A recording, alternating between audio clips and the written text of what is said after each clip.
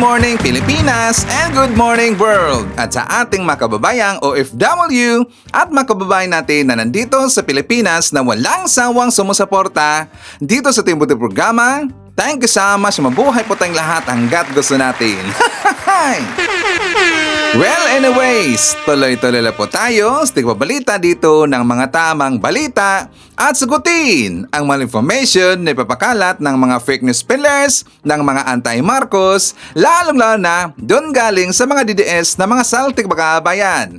Yes, dapat silang sagutin. Bakit? Kasi baka sila na lagi pong naninira araw-araw kay PBBM at sa Marcos Administration sa katagalan bakabayan, akal mga paninira, maging totoo yan sa mata ng ibang tao.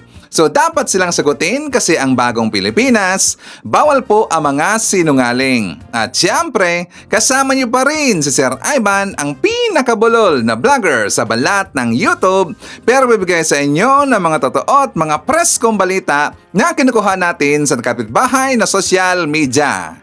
So magandang buhay sa ating lahat pagkabayan and happy Tuesday sa ating lahat. Okay, so before tayo mag-start mga kabayan, well, syempre, as usual, i-check mark natin ang ating mga viewers na may maraming comment dyan sa baba sa ating comment section, ang ating pong top 5 commenters. At nandyan sa ating listahan, ang nanguna po si Ma'am Shane Sibal. Mayroon siyang 39 na mga comments. Nandyan rin si Mary Flor Espirito. Mayroon siyang 29 na mga comments. Sam Pagita. Mayroon siyang 22 na mga comments. Nandyan rin si Grace Gruta. Mayroon siyang 17 na mga comments. And Ramil Rawasa. Mayroon siyang 17 lahat ng mga comments. Again, thank you so much po sa ating top 5 commenters. At siyempre, pasalamatan natin ating po mga silent viewer this channel. Thank you so much. At siyempre, pasalamatan po natin ang lahat ng mga viewers na lagi pag-like, lagi nisi-shares ng ating mga videos at doon sa ating mga viewers sa subscribe sa ating channel. Thank you so much. At syempre, i-greet natin ating mga suki, mga early birds. Yan ang una sa pag-comment dyan sa baba sa ating comment section.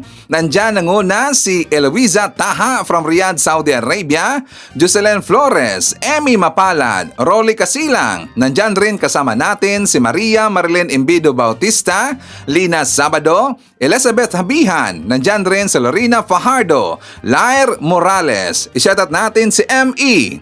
Maria Cristina Fernandez Manimbao. Nandyan rin si Cry Cry, Ellen Mariano, Noel Narcida, Ferdinand Maines, and Haitso Evangeline Rirolye. At syempre, hindi rin kakalimutan, i-shoutout natin ating mga pinalangga ng mga legends, ang mga senior citizens. Hello po, kumusta ang lahat? At syempre, i-greet natin ng belated happy birthday kay Aladdin Empog. And also belated happy birthday kay Romeo. Nandyan rin belated happy birthday kay Action o Reaction. At syempre, i-greet natin ng happy birthday sa lahat ng mga viewers na nag-birthday ngayong araw. Happy birthday! Okay, so kamusta ang lahat mga kabayan? How are you today? So mga kababayan ko, ngayong araw nga pala mag-start yung Senate probe hearing tungkol sa flood control projects doon sa Senado mga kababayan. At ito po ay pangunahan ng Senate Blue Ribbon na ito po ay hinawakan ni Marcoleta. Sir Ivan, bakit si Marcoleta? Siyempre plano na yan . Diba sabi ko sa inyo, itong Senate Blue Ribbon mga kababayan ko, alam natin, ito po ay makapangyarihang komite. At saka ito po ay plano na po matagal na ng mga DDS, ng mga senators, mga DDS supporter na dapat ito ay hawakan ng isang DDS. Bakit kaya si Ivan? Kasi alam nila na in the future na marami hong mga DDS allies na maapakan or masasagasaan dito sa isinagawang investigation ng ating gobyerno makabayan. Alam na ho yan ng mga DDS senators, kaya inilagay nila itong si Marcoleta makabayan, di ba? To the rescue kagad itong si Marcoleta. Like for example, doon po sa flood control projects issue tungkol sa mga Diskaya makabayan. Diba kilala ho natin kung sino itong mga Diskaya na to, pamilya Diskaya, si Sara at saka yung isa makabayan. Diba mayroong issue po yung proyekto nila sa flood control. Itong mga Diskaya, sila po ay tauhan ni Digong makabayan. Not just mga diskaya, pati rin po siyempre, 'di ba nasangkot po yung papa or yung kumpanya ng papa ni Bongo Makabayan, yung Alfredo yata yan, Alfredo or Alfredo. Pati rin po itong half brother ni Bongo Makabayan ko na si LTV, 'di ba? So sangkot na sangkot dito itong si Bongo. Pati po siyempre si Jesus Escudero kasi alam natin na meron po nabigay sa kanya na campaign donor galing ho sa isang kontraktor Makabayan. So masasagasaan rin po dito itong si Jesus Escudero. Pati po itong si Joel Villanueva Makabayan. O di ba ang dami talaga marami kasing mga korap. At saka nandyan po sa Senado yung mga korap sa hanay ng mga DDS senators. So di ba? Kaya nga indalagay nila itong si Marcoleta dyan sa Senate Blue Ribbon Makabayan. Tapos ang sabi pa ni Marcoleta, ito po ay 2 days ago Makabayan ko, sabi niya na ibubunyag niya daw yung corruption sa flood control projects this coming Martes, so today Makabayan. Tapos sabi niya, sa Martes, uumpisahan ko na yung flood control investigation sa Blue Ribbon. Medyo challenging yan. Mahirap talaga sa laki na problemang kinakaharap natin dyan. Ngunit, ako'y naniniwala na kaya nating imbestigahan yan. Siguro, kayang imbestigahan. Pero kaya ba niyang pananagutin Makabayan? Yan po ang malaking tanong. Kaya bang pananagutin ni Marcoleta, itong si Bongo, kung sakali? Ito na pong si Jesus Escudero, ito pong si Joel Villanueva, pati po yung pamilya Diskaya Makabayan. Diba kahapon nakaroon po ng press con? Doon po sa press con, ang nanguna doon, itong si Tipacio. Siguro si Tipacio yung abogado dito ng pamilya Diskaya Makabayan. Not just Tipacio, pati po itong si Jimmy Bondoc, pati po yung Padapa Laban Makabayan.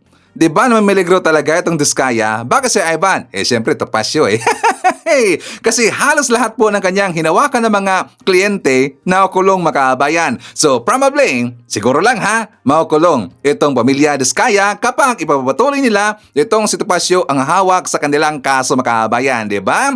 So for more details, let's watch this. Unti-unti nang lumilitaw ang mga umano'y palpak na flood control projects na corner ng pamilya Diskaya. Pero sa gitna ng kinakaharap na issue, no-show ito sa itinakdang press conference kaninang umaga. Ang dapat sana'y simpleng repair lang ng dike sa Santo Niño, San Pedro, Laguna na uwing perwisyo para sa mga residente. Around 2022, may inagos umano na backhoe, tumama sa dike at may nadamay na bahay. Ang nakatakdang dapat umaksyon ang kontratistang St. Gerard Construction, isa sa mga kumpanya ng Diskaya family ng Pasig City. Dapat ayun lang i-repair nila. Ang nangyari, dahil sa tagal din siguro nila gumawa, nakatambay yung nila dyan, barge, then barge na may nakakargang backhoe, dumating si bagyo, nakaharang yung mga equipment nila dyan. Dahil nakatenga raw ang barge at backhoe ng kumpanya, hindi naging free-flowing ang tubig. Taong 2023, nang sabayan ng masamang panahon, gumuho raw ang porsyon ng pader sa likod ng water station kung saan nagtatrabaho si Michael. Sa kasamaan nun, kinakayod na pala yung ilalim ng lupa. Hanggang sa bumagsak na po yung pader namin dyan, yung dike rin namin. Itinuro pa ng mga residente ang likod ng water station na sila na lang daw ang nag-ayos. Naghanda na rin daw sila ng sandbags sakaling may panibagong pagguho. Dapat daw, last year pa natapos ang construction ng kumpanya rito, pero ang progreso ng proyekto hindi pa ramdam ng mga residente. Ayan na yung progress, pero dito sa amin wala pang progress. Kaya kami hanggang ngayon nangangamba pa rin pagka sana walang dumating na malakas na bagyo. Katunayan, halos umabot sa leeg ang baha ng tinamaan ng bagyo ang Santo Niño nitong mga nakaraang buwan. Yung dumating ng St. Gerard, wala din naman silang nagagawa din Oo. Nagbaon lang sila ng bakal dyan na inaasahan namin na mauumpisaan na yung riprap. Wala din. Until now. Mula 2022 hanggang 2025, nasa 31.6 billion worth of flood control projects ang nasecure ng siyam na kumpanya na umano'y pagmamayari ng Diskaya family. Halos 6% ito ng lahat ng flood control contracts sa buong bansa.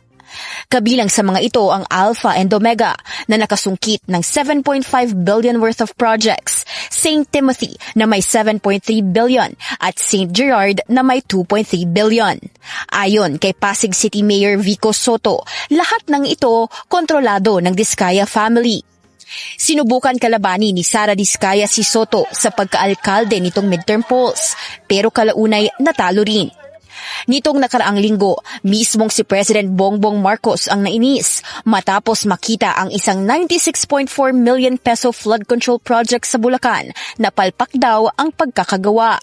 Ang kontratista rito, St. Timothy Construction, na konektado rin sa pamilya Diskaya. Sa 545 billion pesos na flood control projects, 100 billion lamang napunta sa ilang malalaking firms, habang mahigit 6,000 projects, wala ring detalye kung ano talaga ang naipatayo. Historically, nasuspend na ang St. Gerard ng 2015 at na-blacklist noong 2020 ng DPWH dahil sa anomalyang tax clearance at isang delayed project sa Cavite. Habang nagiging sentro ng usapan ng mga proyektong hindi matino ang kalidad, ipinakita naman ng pamilya Diskaya ang kanilang yaman. Sa panayam ng Bilyonaryo News Channel kina Sara at Curly Diskaya noong 2024, ipinagmalaki nila ang nasa 40 sa higit 100 luxury cars nila sa garahe, kabilang ang mga brand na sila lang daw ang meron sa Pilipinas. Hanggang ngayon, wala pa ring official statement na natatanggap ang Bilyonaryo News Channel mula sa Diskaya camp. Ngayong araw, inasahan ang dapat sanay pagharap ni Sara Diskaya sa media. Kaya lang, hindi ito sumipot sa isang press conference kung saan bahagi siya ng panel kasama ang PDP laban. Doon ipinanawagan ng partido kay Pangulong Bongbong Marcos na huwag mamili ng iimbestigahang contractors ng flood control projects. Okay, so base doon sa nakita ko na interview na taga billionaryochannel.com makaabahan ko doon po sa pamilya Diskaya, sa pagkakatindi ko doon na itong pamilya Diskaya, doon na po nag-improve ang kanilang buhay nung nakakuha na sila ng proyekto sa ating gobyerno makaabayan. Ang ibig sabihin, doon na po yumaman itong pamilya Diskaya nung meron na ho silang nakuhang proyekto sa ating gobyerno. Kaya nga ito po yung malaking hamon dito kay Marcoleta makaabayan kung kaya ba talaga niyang pananagutin yung kanilang kalyado kung sakaling sila ay guilty makaabayan at meron pong pananagutan sa ating gobyerno. Kaya bang pananagutin yan ni Marcoleta? So mga kahabayan ko, ipapakita ko rin po sa inyo itong vlog ni Mike Abe. For more details, let's watch this. Pag wala pong kinasuhan at nakulong na mga politiko at kontraktor tungkol sa anomalya sa mga project sa pamahalaan, itong panahong ito, mawawalan na po ng saysay ang kampanya laban sa korupsyon. At posibleng tuluyan na ring mawala ang tiwala ng mamamayang Pilipinong may-ari ng pera sa paghahanap ng katarungan at pagbibigay ng proteksyon sa kanilang pera na pansamantalang ginagamit at pinanghahawakan ng mga opisyal ng gobyerno, elected, appointed o career opisyal. Mula sa Pangulo at hanggang sa lahat ng may kinalaman sa mga proyekto sa gobyerno.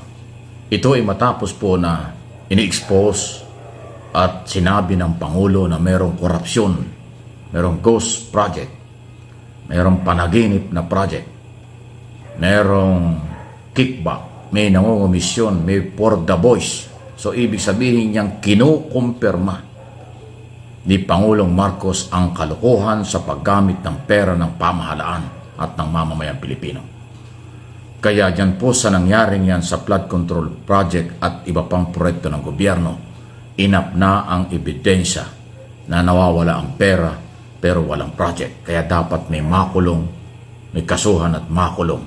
Pag hindi nangyari ito, nakakawala na ho talaga ng pag-asa. Ako mismo, mawawalan din ng pag-asa sa mga opisyalis ng gobyernong magpatupad ng batas laban kahit kanino.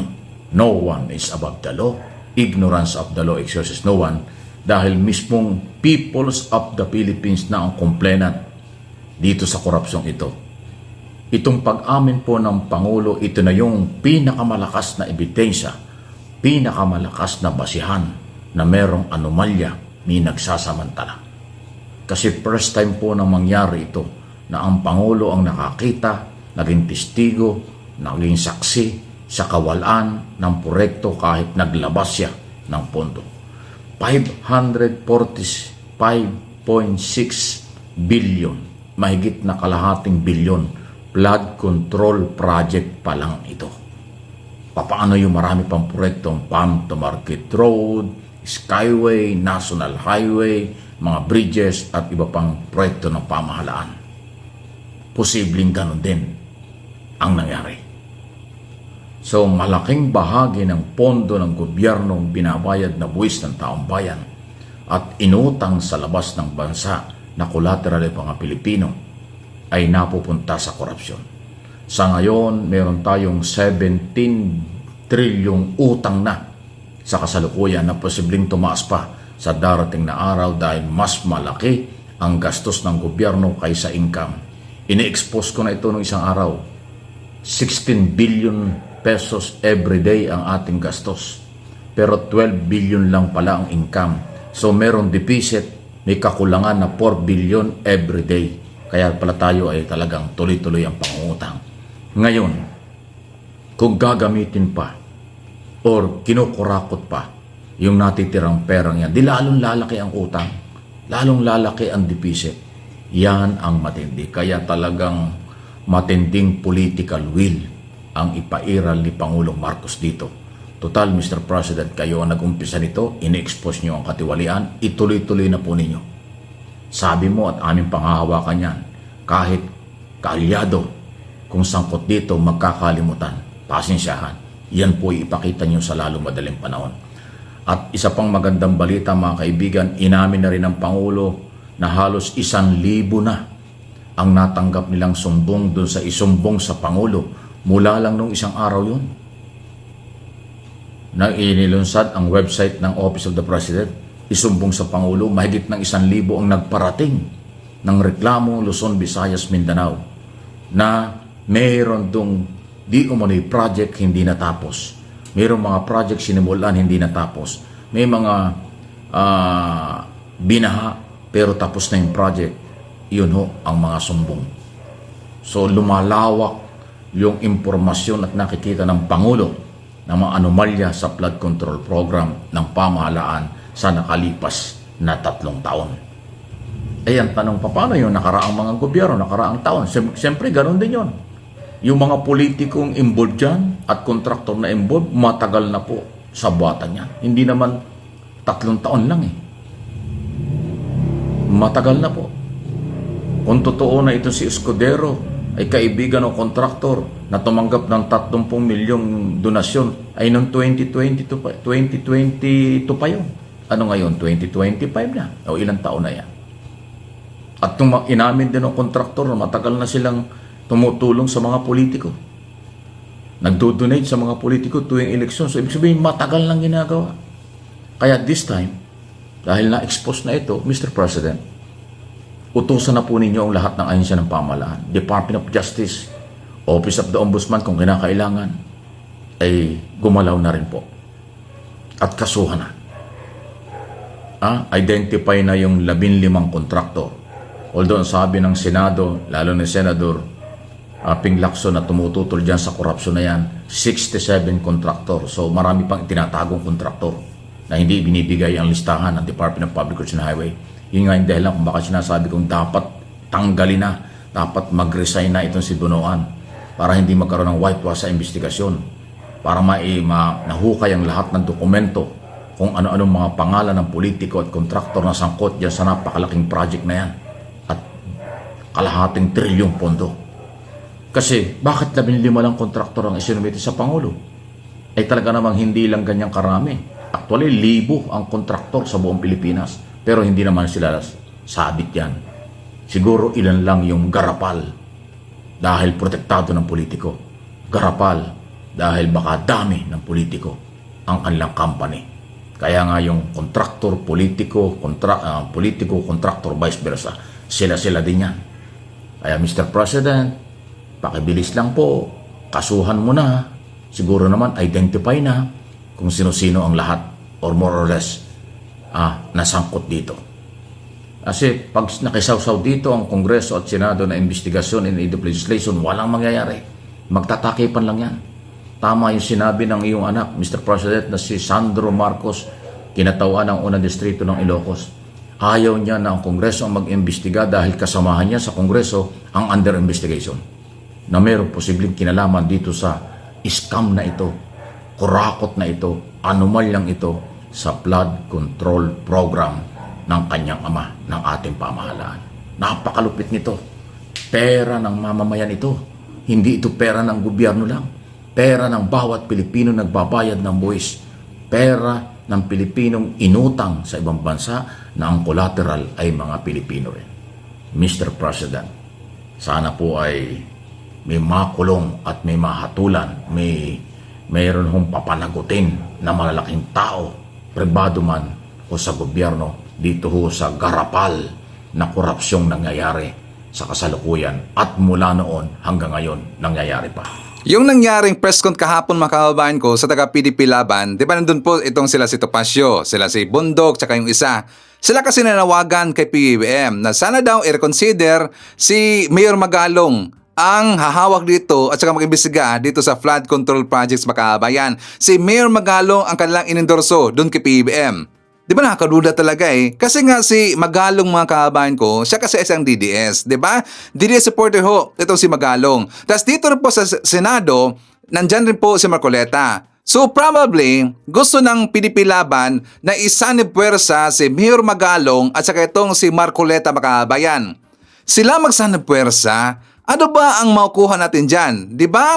Meron bang kabuluhan mga kababayan? I don't think so. Silang dalawa magsanib puwersa para siguro i-secure ito mga alipores si Digong na sangkot dito sa flood control projects mga kababayan. Malamang yan ang kanilang plano. Kaya gusto nilang i-implant dito ito si Magalong pati po itong si Marcoleta mga kababayan. 'Di ba? Wala tayong makukuha dito eh. Sayang lang. Sayang lang ang gagawin nila na investigation. Bakit? Alam na natin, i-sidestep nila itong kanilang mga kalyado makabayan. O, di ba? May mga plano ngayon itong mga ok-ok na to. At saka tama rin po ang desisyon ni Congressman Sandro Marcos na hindi dapat yung taga-kongreso ang magsasagawa dito ng investigation sa flood control projects. Kasi marami rin po mga congressman na sangkot dito sa corruption makabayan. So tama ho ang plano ni Congressman Sandro Marcos. So mga kababayan ko, ito yung legacyang iiwan sa ating presidenteng si PBBM. Itong pagbangga niya sa mga corrupt na mga official, government officials, dito rin po sa mga corrupt na mga contractors, pagbangga dito sa mga mayayamang mga tao, ito yung legacyang iiwan ni PBBM sa atin. Kasi siya lang po ang gumawa nito mga kababayan. At kapag sasabihin dito ng mga DDS, si Digong rin, di ba? Binangga rin ni Digong yung mga corrupt na opisyal sa ating gobyerno. Binangga ba ni Digong? Yun lang po ang kanilang hindi kalyado makabayan, di ba? Dito kasi sa panahon ni PBBM, walang pinili dito. Kalyado ka man or hindi, talagang ikaw po ay pananagutin mga kababayan. Kasi doon po sa panahon ni Digong, yung mga kalyado nila pinagtatakpan. Nakita na ho natin yan sa issue doon sa Parmali mga kababayan. Diba? Anong ginawa ni Digong dito kay Doki? Pinagtatakpan niya, pinagtatanggol niya. Pero kitang-kita si Doki na meron pong pananagutin o pananagutan sa ating gobyerno mga kababayan. Pero anong ginawa ni Digong? Pinagtakpan niya, pinagtanggol niya. So yun po ang nangyari. Tingnan nyo, mismong presidente si Digong ang nagtakip doon sa mga merong anomalyang ginawa mga kababayan. Pero dito, kay PBBM, walang kalyado dito. Kung ikaw ay ok-ok, ikaw ay salot sa ating lipunan, ikaw ay corrupt, pananagutin ka talaga. Diba? So before tayo mag-jump sa next topic mga kababayan ko, shout out natin. Nandyan po si Sir Jaime Garcia, Direk Erwina Argilles, nandyan rin po si Direk William Mayo. Hi to Freddy Guzman. Shout out natin si Nonoy Florin Hills from Mandawi City of Cebu, Felma Cabato, Mato Gamer Girl. Hi to JC Chits TV. Nandyan rin si Eliza Mendiola, Nena Hermoso, Tarhata Pagaryungan, Emeros Lictawa. Nandyan rin si Mela Valdez, Elmer Pinaranda, Jocelyn De La Torre. Isyata rin natin si Norma Antido and hi to Maria Concepcion Sato. Okay. So mga kababayan ko, before tayo babalik doon sa mga mainit na issue at saka very controversial ho na mga balita, dito muna tayo po sa good news. Kasi kahapon si PBBM pumunta dito sa Leyte mga kababayan, doon sa Ormoc City. Kasi kahapon ang distribution ng mga PTB or patient transfer vehicles makabayan, yung mga ambulansya, kahapon si PBBM namigay po ng 124 lahat na mga ambulansya makabayan. And also, meron kasing very, very viral na speech si PBBM na kung saan ginjoke niya ito si Mayor Lucy Torres makabayan. And after that, after po doon sa event doon sa Ormoc City, dumiretso itong si PBBM, nag-inspect siya doon sa solar irrigation na project makabayan. Doon pa rin po sa Ormoc. And after that, dumiretso si PBBM doon sa Tacloban para i-check niya yung EVMC na hospital makabayan tungkol dito sa zero billing statement ng ating programa ng ating gobyerno doon sa DOH Hospitals makabayan, yung zero billing. At para madidihan natin, ito yung lakad ni PBBM kahapon dito sa Leyte. For more details, let's watch this. Bayan target ng administrasyon ni Pangulong Ferdinand R. Marcos Jr. na mabigyan ng ambulansya ang lahat ng syudad at bayan sa bansa. Ngayong araw, nasa 124 na ambulansya o patient transport system ang ipinabahagi sa Eastern Visayas sa pangunguna ng Pangulo, katuwang ang Philippine Charity Sweepstakes Office. Mas pinarami pa ng pamahalaan ng mga komunidad na maseserbisyohan ng Patient Transport Vehicles o PTV na proyekto ng Philippine Charity Sweepstakes Office o PCSO. Kanina, pinangunahan ni Pangulong Ferdinand R. Marcos Jr. ang pamamahagi ng karagdagang 124 PTV sa mga lokal na pamahalaan sa Eastern Visayas. Kabilang na ang mga LGU mula Biliran, Southern Leyte, Samar, Eastern Samar, Northern Samar at Leyte. Ayon sa Pangulo, bahagi pa rin ito ng pagsisikap ng pamahalaan na mas mapalakas ang healthcare system sa bansa at mabigyan ng kakayahan ng mga LGU na mabilis na rumisponde sa panahon ng emergency. This is our continuing effort to strengthen our healthcare system and to bring healthcare back as low down to the smallest members of our society. Palapitin lang natin ang healthcare sa taong bayan. Matapos ang distribusyon, umabot na sa kabuuang 1,297 na mga emergency vehicle ang naipamahagi ng pamahalaan na katumbas ng 75% ng mga LGU sa bansa.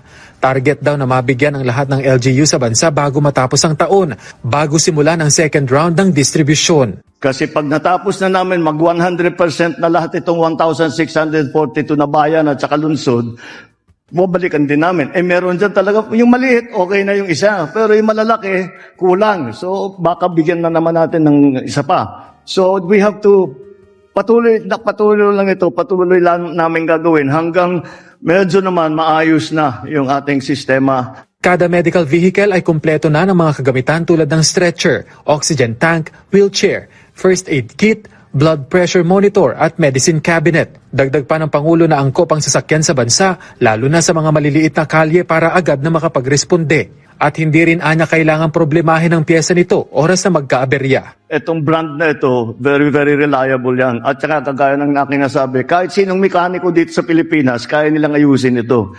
At kailangan hindi mahirap makuha ang pyesa. Kaya alagaan nyo lang, tatagal na mabuti yan. Nagpasalamat naman ang ilang lokal na pamahalaan sa hakbang na ito ng gobyerno. Ininspeksyon ngayong araw ni Pangulong Ferdinand R. Marcos Jr. ang isang solar pump irrigation project o SPIP sa Ormoc City sa Leyte kasama si NIA Administrator Eddie Guillen. Ang naturang irrigation project ay may kabuang halaga na 100 milyong piso at inaasahang makapagpahatid ng supply ng tubig sa 100 hektarya ng sakahan at makatutulong para matiyak ang sapat na supply sa dalawang sunod na cropping season. Halos 100 magsasaka ang inaasahang mabebenepisyohan nito dahil hindi na nila kailangan pang umasa sa diesel-powered motor pumps para sa irigasyon. Gumagamit kasi ang proyekto ng mga solar panel para mapagana ang mga water pump na kumukuha ng tubig mula sa kalapit na ilog ng Pinabangahan at dadaloy sa irrigation system ng taniman ng palay sa Barangay Rufina, Tan. Bukod sa cost-efficient, nakaangkla rin ang proyekto sa sa layunin ng NIA na maisulong ang renewable energy development.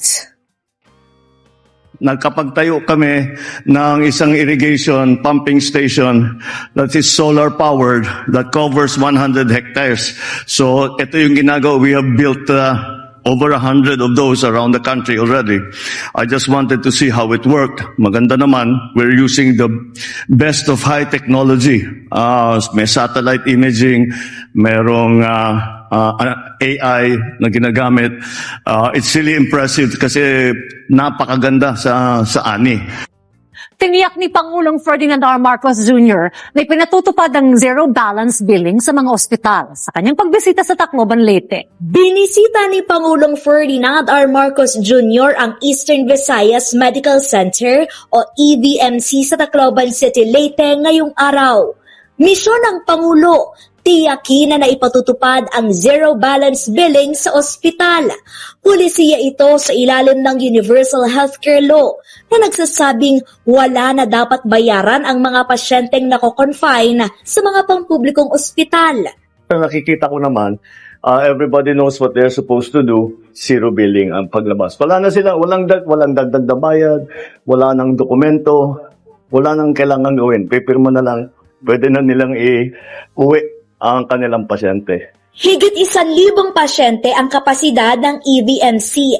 Takbuhan ito ng mga residente mula sa Tacloban, Leyte, Samar at Biliran. Tumatayo ring referral facility ng mga pasyenteng may mas komplikadong sakit. Kaya mahalaga na ang mga pasyenteng nagpapagamot dito. Hindi nasasakit ang ulo sa bayarin. Focus na lang sa pagpapagaling.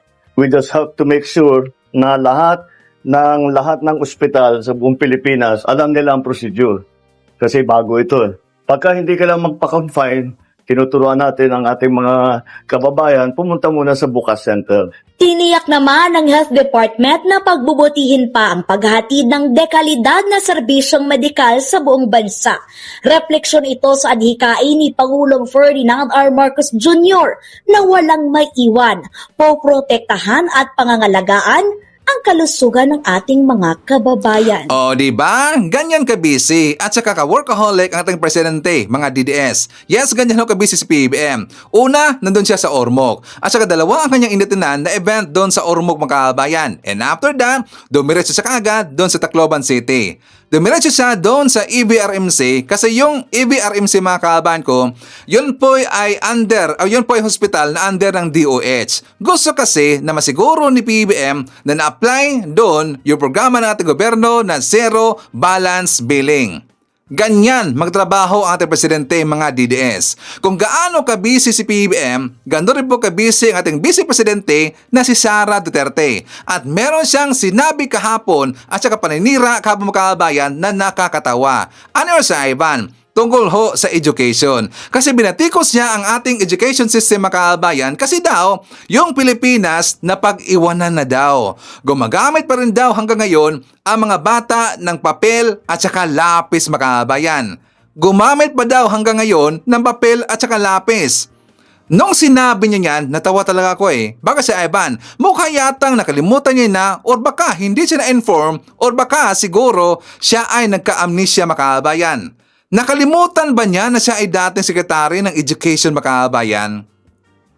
Diba? Kaya nga siya tinanggal bilang sekretary ng Education kasi meron siyang ginawang anomalya. Meron siyang ginawang corruption. Diba? Kaya hindi na-upgrade yung education system natin sa Pilipinas kasi dahil po sa kanya, mga kababayan. Incompetent kasi itong si Sara. Meron pang corruption ginawa. Yun po ang nangyari. At buti na lang siya ay pinilitan ni Sani Angara, mga kababayan. So doon na po nakita yung anomalyang ginawa ni Sara. Ang daming ghost projects, merong ghost students, ang daming kalokohan, pati nga yung bilyones na halaga ng laptop, mga kababayan. Diba? Buti na lang si Angara ang naupo. Kasi nung panahon po ni Sara, mga kababayan ko, yung laptop, hindi kasi ito na ibigay ho doon sa mga teachers. Nakatinggal lang doon sa warehouse. At meron pa problema sa bidding, mga kababayan. Maraming problema. ang education nung time po na naupo ito si Sara bilang sekretarya makabayan. Tapos ngayon, meron pa siyang ganang batikusin yung education. Gunggong talaga eh. Nagka-amnesia makabayan. Diba? Nakakatawa talaga eh. So mga DDS, dapat batikusin nyo rin po itong si Sara. Kasi mukha yatang meron ng saltik sa utak. Hindi na yata alam ang kanyang mga pinagsasabi makabayan o siguro makakalimutin na itong si Sara. Dahil po siya ay malapit nang makulong doon sa dahig. Diba? So anyways, nandiyan rin po kasama natin si Vanes Milagros. Hi to Chato Tom, Ashen, Josephine Gallego, nandyan rin si Mones Borromeo, Evelyn Garcia, isyatat natin si Siriaco Mercader from western part of Leyte. Hi to Tony de los Reyes, nandyan rin si Jel Coligado, Shirley Risman, Lito Bungalan, saka shoutout daw sa Bungalan family na nandyan sa Muntinlupa City. Hi to Rosby, Al Escueta, Marilo Magtoles, Gemma Haikal, and hi to Pat Paneza. Okay. So mga kababayan ko, pag-usapan natin yung nangyari doon sa Senado. Kasi nga 'di ba kahapon, nag-undergo kasi ng drug test yung staff ni Zubiri makabayan. So 35 po sa mga staff ni Zubiri, pati po si Zubiri nag-undergo ng drug test. So ngayon, ito pong si Senator Tito Soto makabayan, siya po ay nag-request doon kay Escudero na daw dapat mag-undergo lahat ng mga senador, pati po yung mga staff ng mga senador na mag-undergo ng drug test. So ngayon, itong si Nadia Montenegro makabayan, di ba ito po pinag-leave po ni Robin Hood Padilla? Kahapon, nag-decide na ho na mag-resign makabayan. Di ba nakakatawa talaga eh? Alam naman natin yan na siya po ay pinalusot o pinasibat ni Robin Hood Padilla. Siguro sa tingin po ni Robin Hood, positive itong si Nadia Montenegro. Bakit? Ipinalusot di ba itinago makabayan, pina-leave of absence kaagad. Ngayon, nag-decide po na mag-resign na lang makabayan. Kasi ang problema dito, kapag ito si Nadia Montenegro ay mag-resign makabayan, hindi na kasi siya mapipilit dito na mag-undergo ng drug test. 'Di ba? Kung gusto ni Nadia makabayan ko na malinis ang kanyang pangalan, bakit hindi na lang siya mag-undergo ng drug test makabayan? Bakit pa siya nag-resign? So ito po yung balita. For more details, let's watch this. Nagbitiw sa pwesto ang Political Affairs Officer ni Senator Robin Padilla na si Nadia Montenegro. Matatandaang naakusahan siya na gumamit umano ng marijuana sa CR ng Senate Building. Kasunod dito ng pagsisimula ng random drug test sa mga mambabatas at kanilang mga staff ng dahil sa issue. Para sa Update Live na magbabalita si Mobile Journal, Merymon Reyes. Merymon, ano raw yung dahilan muna ni Nadia Montenegro sa kanyang pagbibitiw? Cheryl, actually yan yung inaabangan natin kasi kani-kanina nga lamang lumabas itong pinaka-official statement mula sa tanggapan ni Senator Robin Padilla na natanggap na nila yung written explanation, pati yung resignation ni Nadia Montenegro bilang officer nga ng kanyang tanggapan. So far, wala pang nakalagay dito mismo na pagpapaliwanag pero inaasahan natin na within today, maaaring ilabas na rin yung narrative explanation ito kasi last week, ang pinakanakuha natin mula rin sa investigasyon ng OSAA, etong si Nadia Montenegro, nung siya kinausap kasi siya lang daw yung nakitang tao dito sa may comfort room, malapit sa extension offices ng mga senador, wala raw siya, hindi raw siya gumagamit ng ipinagbabawal na droga, hindi rin daw siya naninigarilyo, pero meron daw siyang bit-bit na vape na maaaring pinagmulan nung ni-report na di pangkaraniwang amoy. So, Cheryl, aabangan natin ngayong araw kung ilalabas na ba itong pagpapaliwanag. Pero ang malinaw, bukod doon sa written explanation, natanggap nila yung resignation ni Montenegro at tinanggap nila ang resignation. Cheryl. So, now that she is resigned, ibig sabihin ba tapos na rin yung kanilang investigasyon or tapos na itong kasong ito? Cheryl, ang nasabi dyan ng opisina ni Senator Robin Padilla, last week, gagawa sila ng kanilang sariling investigasyon. Hihintay nila within 5 days yung pagpapaliwanag nito ni Nadia Montenegro. And then pagkalabas nitong explanation, titignan natin kung paano rorolyo itong usapin tungkol sa drug testing sa Senado. Kasi even sila Senate Minority Leader, Tito Soto, minumungkahi nila na sana gawin na raw talaga ang random drug testing dito sa Senado sa mga opisyal, maging sa mga staff nila. At sinabi rin kanina ni Senator Mig Zubiri na siya mismo, inunahan na nila, nag-initiate na sila na ngayong araw siya plus 35 na staff mula sa kanyang opisina, nag-undergo na ng random drug testing. Ang nakausap niya so far patungkol daw dito ay ang minority at ang sigurado daw siya, si Senator Tito Soto, Senator Loren Legada ay magsasagawa din ng random drug testing. So inaasahan niya rin daw na magpo-follow through ang mula sa majority. Cheryl. So hindi lang random, talagang buong team ni Senator Mig Zubiri ang sumailalim sa drug test. Yes, Cheryl, lang nasabi kasi dito ni Senator Mix, mula pa raw nung kongresista siya, parte na raw talaga ng inisyatibo niya. Yung annually, every year, merong once na gagawing random drug testing sa kanyang opisina. So siya, kanina, nauna na siya, sunod naman yung 35 niyang staff. And nilinaw niya rin, itong kanyang sinagawa yung sa kanilang urine samples na ipapasa, ito ay sasalain or susuriin para raw doon sa mga illegal na droga na shabu, marijuana, cocaine, ecstasy at opium. Nilinaw niya wala silang hair follicle test dito pero bukas naman daw silang tanggapin ito kung sakaling merong may rekomenda sila sa kanila na laboratory para daw isagawa ito. So inaasahan din ni Senator Migs, yung iba rin daw mga tanggapan ng opisina dito, sana raw gawin din ito. Cheryl. Pati rin yata yung office ni Senator Raffy Tulfo Makabayan. Today yata yun, parang ngayong araw yun na mag-undergo sila ng drug test. So ngayon, itong ginawa kasi ni Robin Hood Padilla sa kanina Nadia Montenegro Makabayan, nakaduda talaga. 'Di ba? Bakit niya pinag-resign itong si Nadia? Malamang yun po ang advice ni Robin Hood Padilla doon kay Nadia Makabayan na sumibat ka na lang at saka mag-resign ka na lang para hindi ka mahabol dito na para ikaw ay parang i-pressure na mag-undergo ng drug test. Siguro alam nila na ito pong si Nadia Makabayan merong ginawang kalokohan. Or baka, delikado kasi mapapahiya itong si Robin Hood Padilla na baka mag-undergo ng drug test at saka maging positive yung result sa isinagawang drug test dito kay Nadia Makabayan. So yun na po ang iniwasan dito ng Robin Hood. Ngayon, meron pong ginawa na investigation itong reporter Makabayan. Kasi nga diba sinabi po ng Sergeant of Arms at saka pati po yung staff yata ni Senator Lacson Makabayan, doon po sa nakahuli kay Nadia na daw malakas kasi yung amoy ng marijuana Makabayan. Alam natin yan, di ba? Long range talaga yan. Kasi ngayon po ay maganda yung amoy at saka tas malakas. So dito po sa isinagawa na investigation ng isang reporter Makabayan, gintry niya using sa isang perfume.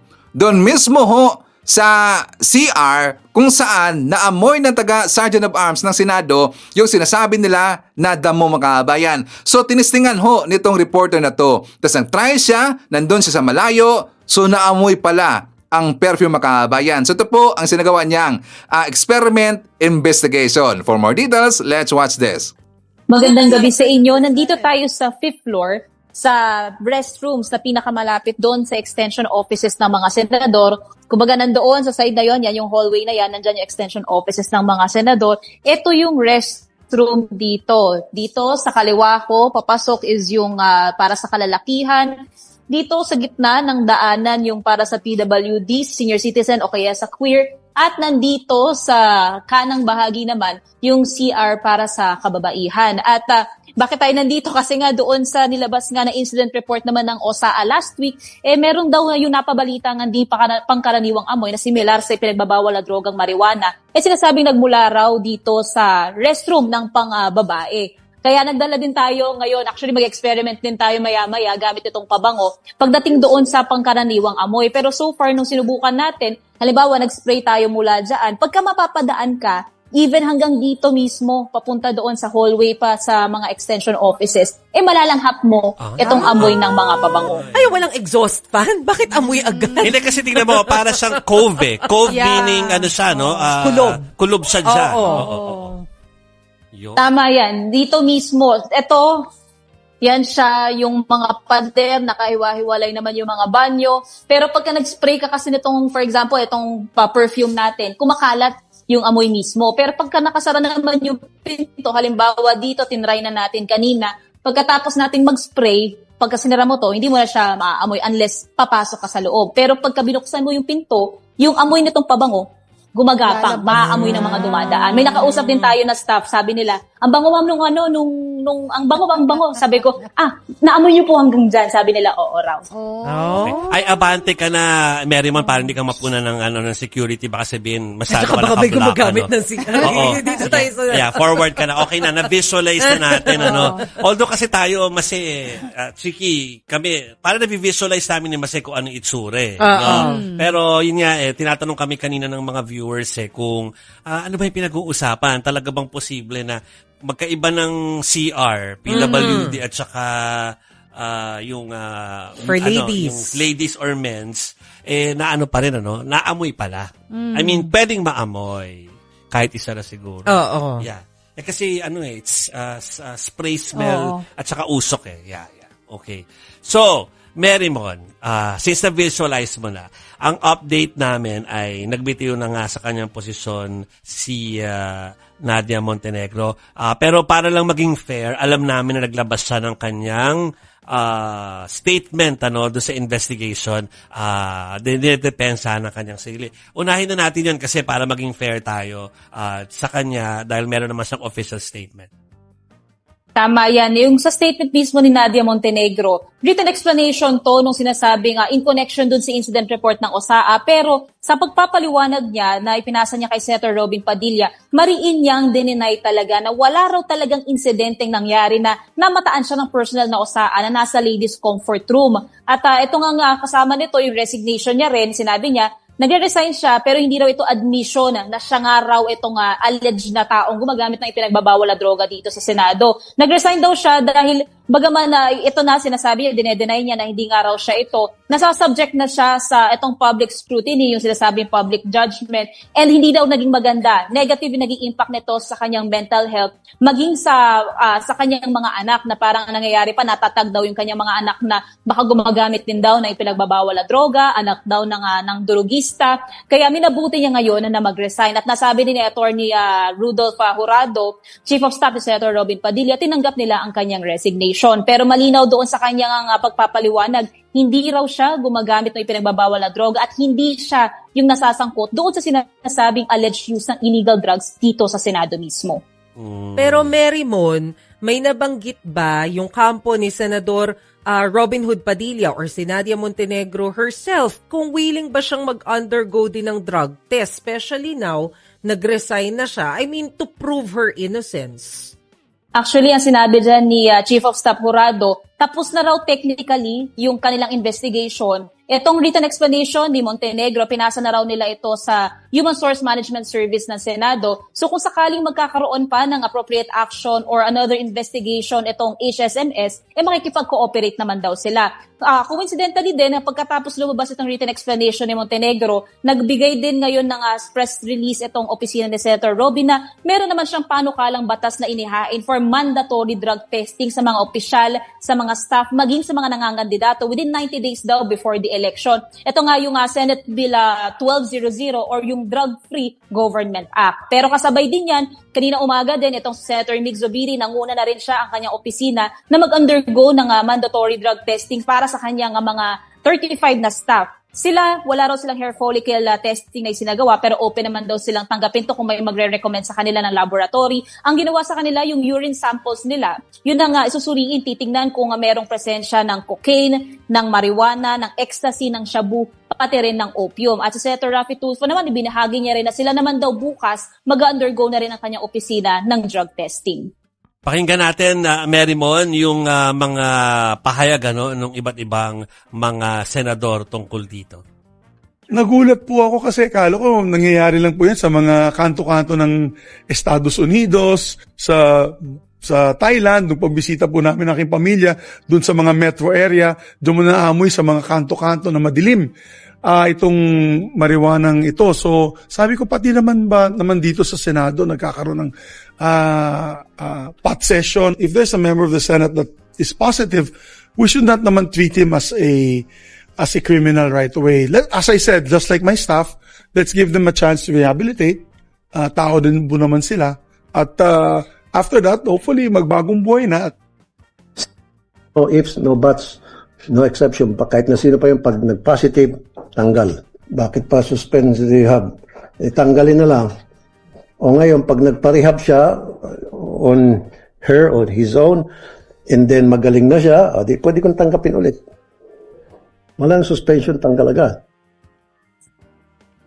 Dito naman ngayon sa Senado, sa session, tinanggap din ni Senate President Chisa Escudero itong hinihikayat o minumungkahi ng mga senador. Kasama na dito si Senate Minority Leader Tito Soto para sa mandatory drug testing ng mga opisyal maging ng kanilang mga staff. Pero asahan daw muna natin na paplansyahin muna nila yung magiging procedure nito, lalo pa na yung ilang sa mga senador nais din nila na pati raw yung mga kandidato sa mga susunod na halalan mag-undergo din sa mandatory drug testing. Ang nasabi din dyan ni Senator Raffy, consider daw muna din nila yung ruling ng Korte Suprema na parang bawal yatang igawing requirement sa mga nangangandidato ang mandatory drug testing. Okay, so anyways, ito na mga kababayan. Yung ibig kong sabihin na meron pong nag-viral na speech itong si PBBM. Naging joke niya ito si Mayor Lucy Torres. For more details, let's watch this.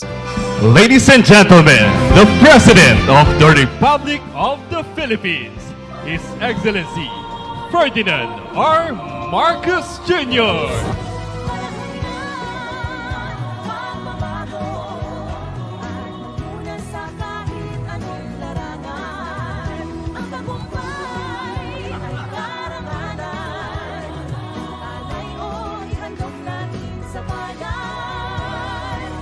We may now be seated.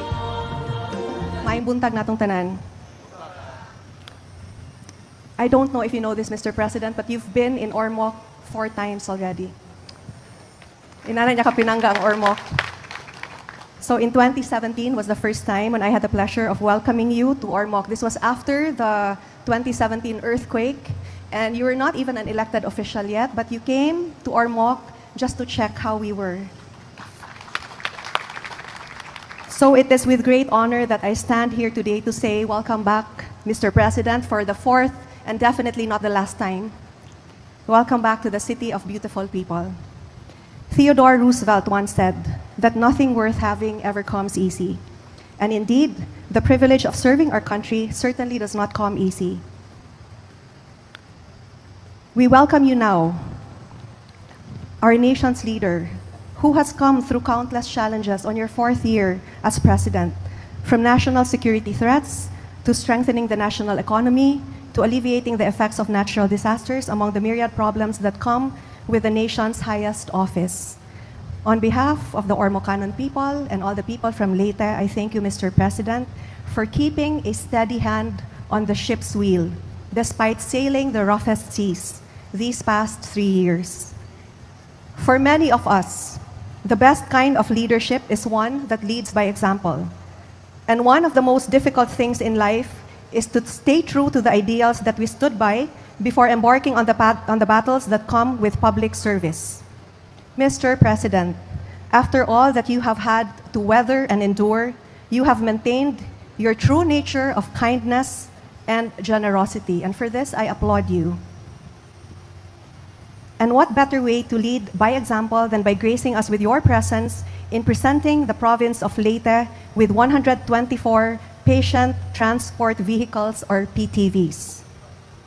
GML Robles, on behalf of Ormoc City and all the mayors present here today, I thank the Philippine Charity Sweepstakes Office for selecting our LGUs as recipients of these PTVs under the Medical Transport Vehicle Donation Program. Sirs, this gift is nothing less than a game changer in terms of our LGU's abilities to provide prompt transportation services for those that require emergency medical facilities. In the case of Ormoc, my vision for the city is for us to be a blue zone city one day, a city where its residents enjoy long, healthy, and fruitful lives. And so an effective and efficient healthcare system is most fundamental. As with most things, we achieve more and do better when we do things together. We are truly blessed to have the PCSO as a partner in greatly improving the accessibility of emergency healthcare for all. Mr. President, with your presence, you not only lead us by example, you empower all of us, LGUs, all mayors and Leyteños, to be vessels of your kindness and generosity. The same kindness and generosity that has been so consistent with your character, Mr. President. Not everybody is always kind, but you are always kind.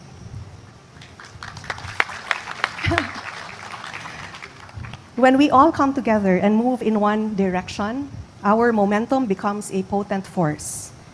Once again, thank you, Mr. President, GML Robles, and the PCSO family for this partnership. To all our guests, welcome to Ormoc City. Maraming salamat. Mabuhay, maing buntag natong tanan. Thank you, Mayor Gomez.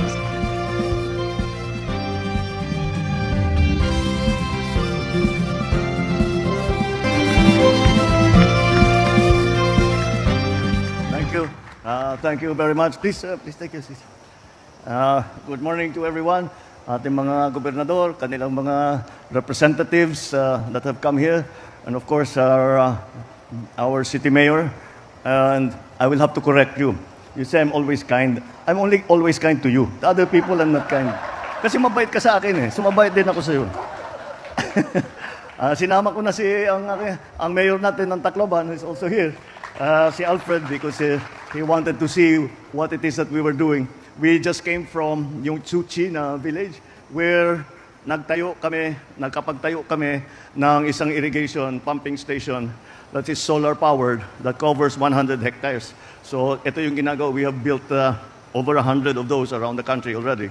I just wanted to see how it worked. Maganda naman. We're using the best of high technology. May satellite imaging, merong AI na ginagamit. It's really impressive kasi napakaganda sa ani. And then, but we came here because this is part of the continuing, shall we say, strengthening of our healthcare system. Dahil talaga, bata pa ako, ay laging pinapaalala sa akin ng aking mga ninuno na kahit gaano kakayaman, kahit gaano kakasikat, pag ikaw ay may sakit, hindi mo ma-enjoy lahat ng pinaghirapan mo buong buhay mo. So you have the most important thing for every person, hindi lang sa in politics or in public service, pero bawat tao, ang pinakamahalaga ang kalusugan. And so that's what we have focused ourselves on. Ay bukod pa ron, duman tayo sa COVID. Marami tayong nakita na pagkukulang sa health system natin. Marami tayong nakita na bago na kailangan gawin na dati hindi natin kailangan gawin. Like now, we have to have a virology lab, we have to have specialty centers, we have to have cancer centers, we have to have dialysis centers. All of this, we are trying to put together. That is why we are very, very interested in making the experience of all our people who are getting sick. Kapag basta't nagkasakit, sana naman hindi na masyado silang mahirapan at hindi sila natatakot pumunta sa ospital para magpagamot dahil mahal ang gamot, mahal magpatingin, mahal magpa-confine. Kaya yung last SONA ko, we introduced already zero billing in all of DOH hospitals. As a matter of fact, mula rito, we will be going to Tacloban to look at kung titignan natin, testingin namin yung sistema ng zero billing. Dahil meron kaming naririnig na mahabang pila, na mahirap pa rin, so titignan natin paano natin naayusin. Para ang pasyente, papasok, it's an outpatient service, ang pasyente papasok, magpapatingin, bibigyan ng reseta, o kung ano ang kailangan para gamutin. Pagkatapos ng konsultasyon, pupunta siya sa pharmacy, pwede na siyang bumili. Yung reseta, may credit, may credit yun. So, libre, pero what we are doing, ina-accredit namin ng mga butika. Para kahit saan, pwede silang pumunta at sabihin, meron akong resetang ganito, ibibigay sa kanila ng libre. Paglabas sila ng ospital, wala na silang babayaran. Ang resibo nila, zero. Yun lang para meron lang silang resibo. So, yun ang pupuntahan namin after this. So, yung healthcare system talaga, gusto namin buuhin na gawing maganda dahil kawawa naman ang ating mga kababayan na nagkakasakit. So, this is part of that, the strengthening of our healthcare program. Because maraming masyado pa na transport vehicle nga ito dahil karamihan naman yung mga ambulansya natin ginagamit yan to transport them to kung saan, to the regional hospital, kung dun sa hanggang Maynila o minsan, whatever it is. So, sa aming pananaw, this is the most practical. And kung titingnan ninyo ang ating mga binigay, ay we chose precisely isang model na kayang madaling ayusin, maraming pyesa, basta alagaan lang ninyo. alagaan lang ninyo ng mabuti, tatagal yan. Because itong brand na ito, very, very reliable yan. At saka kagaya ng aking nasabi, kahit sinong mekaniko dito sa Pilipinas, kaya nilang ayusin ito. At kailangan, hindi mahirap makuha ang pyesa. Kaya alagaan nyo lang, tatagal ng mabuti yan. And tapos, kung sasabihin, parang maliit.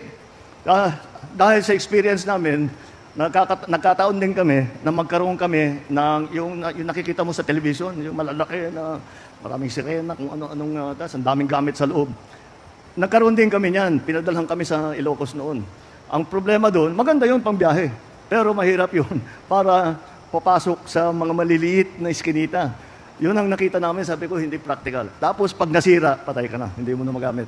Basta't may kaunting sira, mahirap ang pyesa, walang may marunong buksan. So this is the model that we think is the most practical. It will cover 90+% of all the needs of a patient. He can work as an ambulance, it can work as a transport vehicle. So as of now, we have out of the 1,642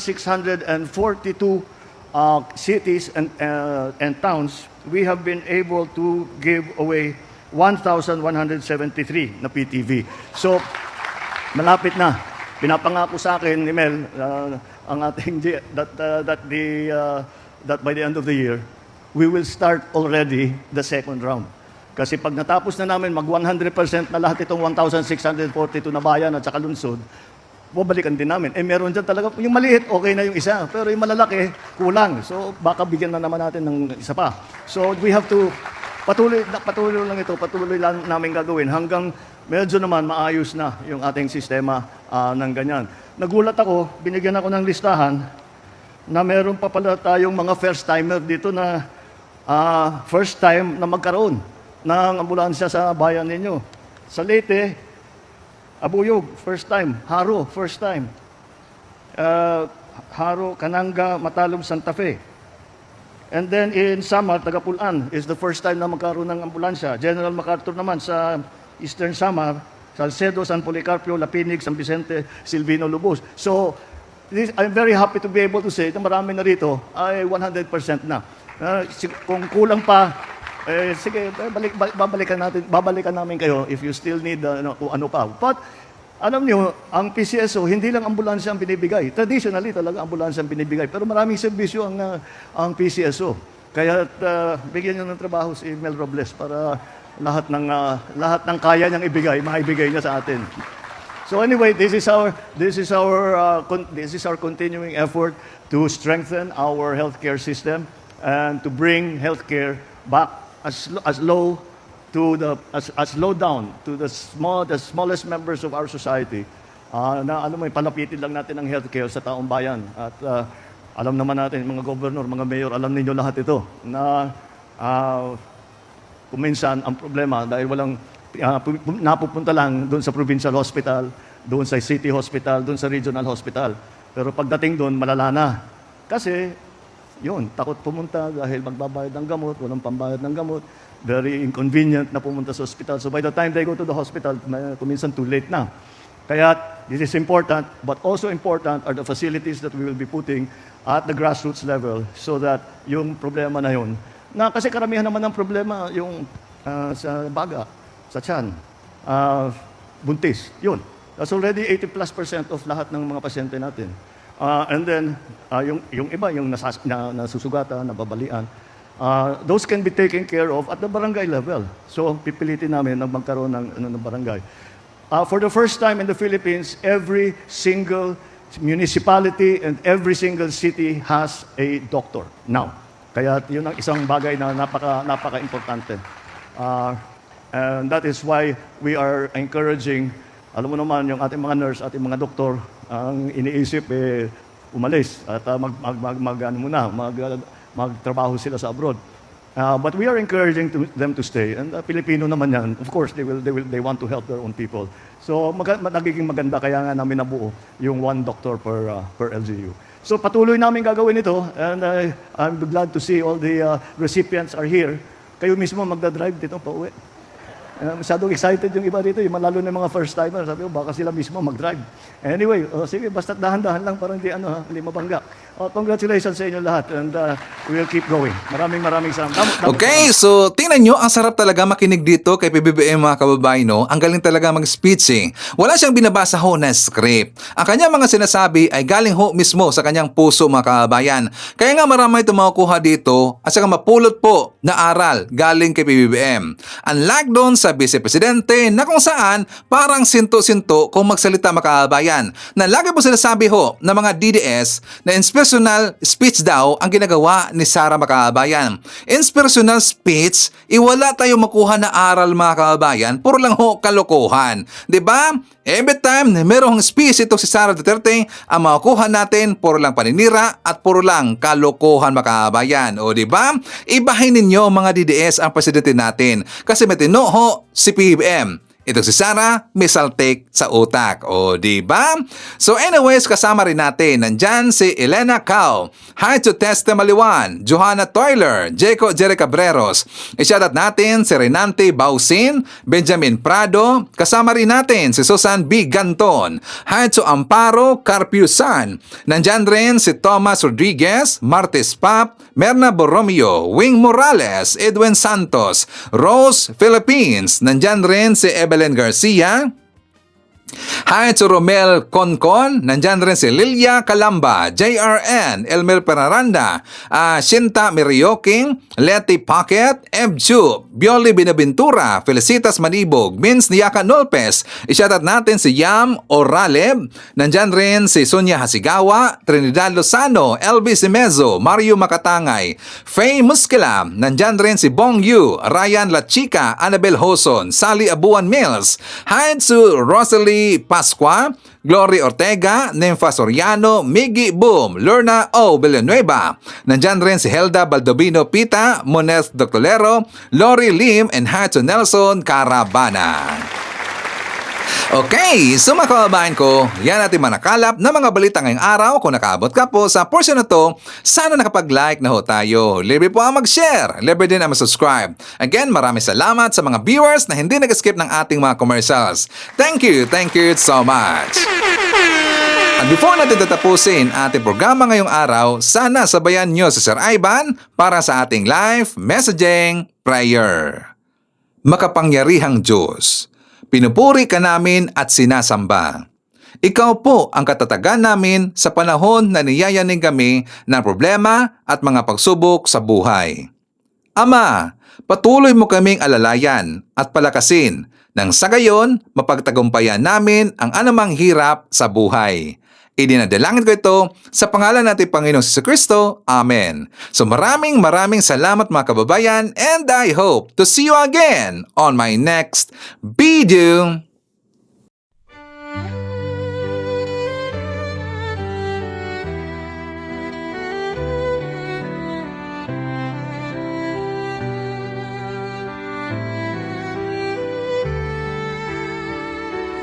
Bawat hakbang tinik ang iyong daan sa sariling bayan, ika'y hinusgahan, ika'y siniraan ng ganit sa kapangyarihan, agilang nagnakaw ng pera ng taong bayan.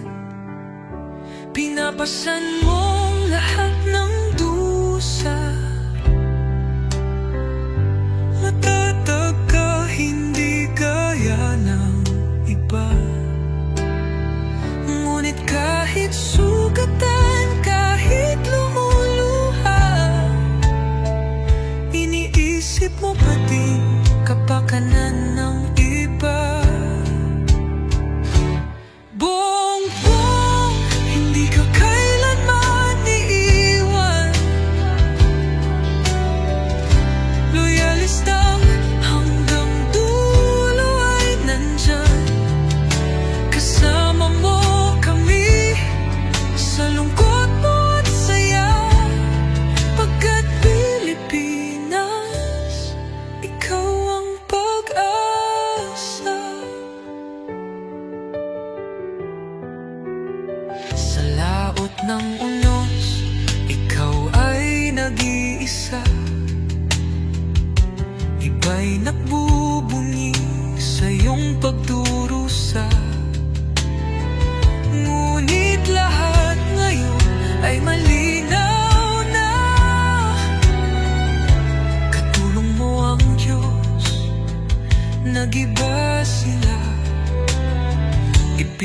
Laban mo ang lahing sinumpaan.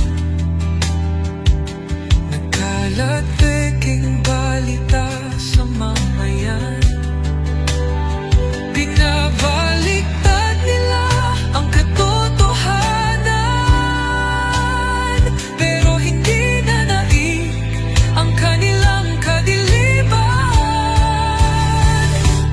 Bongbong, hindi ka kailanman iiwan.